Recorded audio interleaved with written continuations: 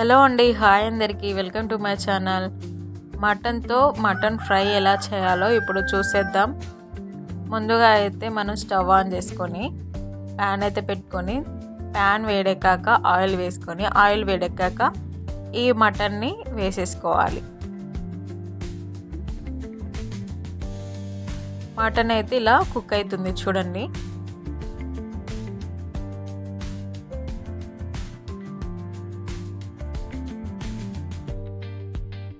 ఇప్పుడు 1-2 టైమ్స్ మధ్య మధ్యలో కలుపుకోవాలి. మీడియం ఫ్లేమ్లో పెట్టేసి క్యాప్ అయితే పెట్టుకొని ఒక 5 మినిట్స్ వరకు ఉడికించుకున్నాక క్యాప్ తీసేసి ఇలా కలుపుకోవాలి. మంచిగా దగ్గరికి ఉడికిపోయింది. నేనైతే స్టవ్ ఆఫ్ చేసుకొని మటన్ అయితే ఒక బౌల్లోకి తీసేసుకుంటున్నాను.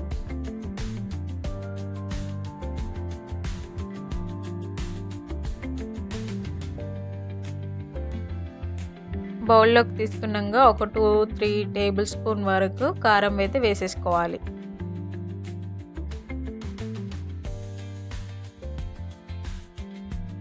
మరోవైపు ఎల్లిపాయ గడ్డను కూడా తీసుకొని ఒక చిన్న రోల్లో వేసుకొని ఇలా బ్రేక్ చేసుకోవాలి.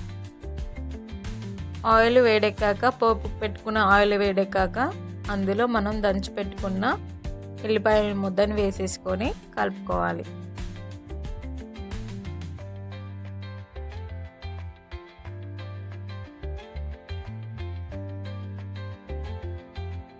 అందులోనే కొంచెం పసుపు, పోపుకు కావాల్సినవన్నీ వేసేసుకొని కలుపుకోవాలి.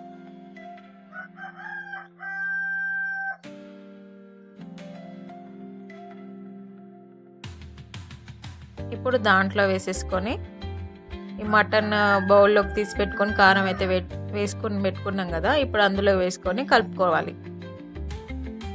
మొత్తం కలిసేలాగా ఇలా కలుపుకోవాలి.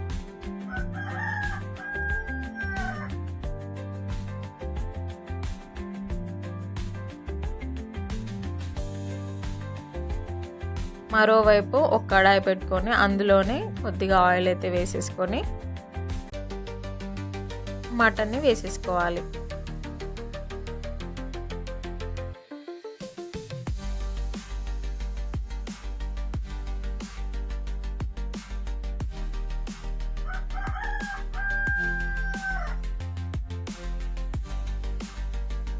మటన్ అయితే మంచిగా ఉడికిపోయింది. ఇప్పుడు కొద్దిగా పసుపు వేసుకొని కలుపుకోవాలి.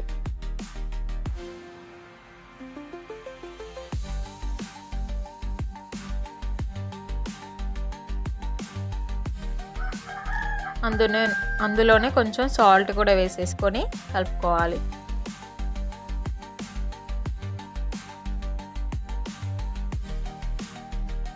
ఇప్పుడు ఇందులోకి ఒక 2 ఆకులు, నేను మామిడి ఆకులు అయితే తీసుకున్నాను. తీసుకొని మంచిగా వాష్ చేసుకొని అవి 2 ముక్కలుగా చేసి ఇప్పుడు ఉడుకుతున్న మటన్లో అయితే వేసేసుకోవాలి. దీనివల్ల ఏంటంటే మటన్ అనేది చాలా ఫాస్ట్గా ఉడికిపోతుంది. అందులో మనం ఇప్పుడు దోసకాయ ముక్కలు కూడా ఒక 2 కట్ చేసి వేసుకుంటున్నాను.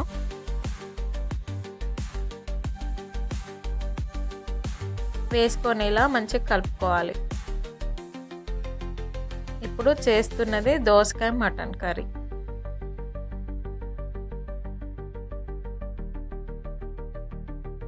దోసకాయ ముక్కలు మటన్ మంచిగా ఉడికినాయి కదా, ఇప్పుడు అల్లం అయితే వేసుకోవాలి.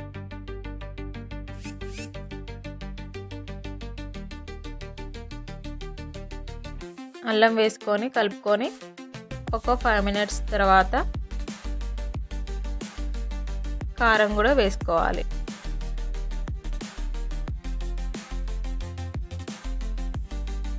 టూ స్పూన్ వరకు కారం అయితే వేసుకోవాలి. వేసుకొని మొత్తం కలుపుకోవాలి.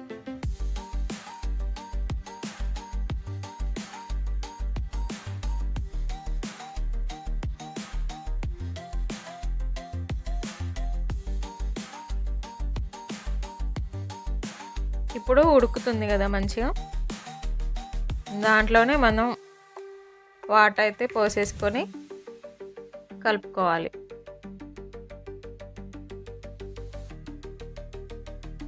చూడండి మంచిగా రెడ్గా అయిపోయింది. కారం కూడా బాగుంది ఎర్ర కలర్లో.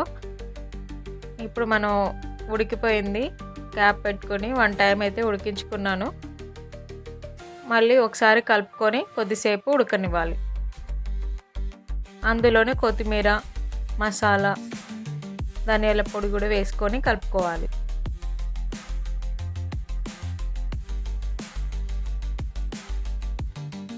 ఇప్పుడు దోసకాయ మటన్ కర్రీ రెడీ అయిపోయింది. చూడండి